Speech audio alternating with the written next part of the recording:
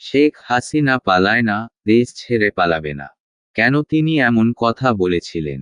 বিস্তারিত জানতে ভিডিওটি সম্পূর্ণ দেখুন।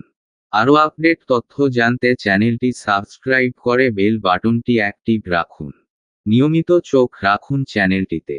21শে জুলাই কোটা বিরোধী আন্দোলনের সময় সোশ্যাল মিডিয়ায় গুঞ্জন উঠেছিল, বাংলাদেশের প্রধানমন্ত্রী শেখ হাসিনা যে কোনো মুহূর্তেই দেশ ছেড়ে পালিয়ে যাবেন।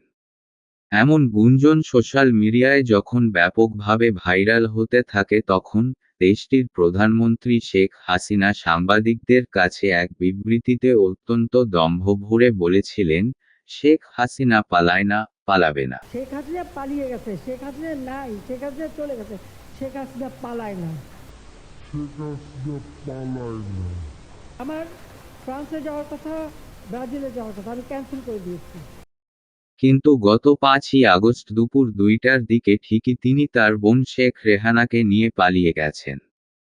কোটা বিরোধী আন্দোলন যখন সরকার পতনের আন্দোলনে রূপ নেয়, তখন সারা দেশ থেকে লক্ষ লক্ষ ছাত্র জনতা ঢাকা মার্চ অভিযানে ঢাকার গণভবনের উদ্দেশ্যে আসতে থাকে, তখন শেখ হাসিনা ভয় পেয়ে যায়।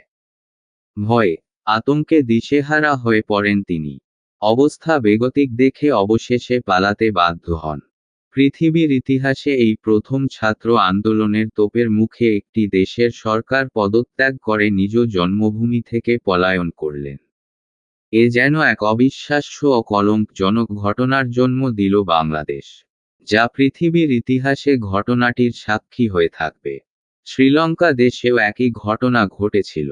তবে শ্রীলঙ্কার আপামর জনতার তোপের মুখে সে দেশের সরকার দেশ ছেড়ে পালাতে বাধ্য হয়েছিল।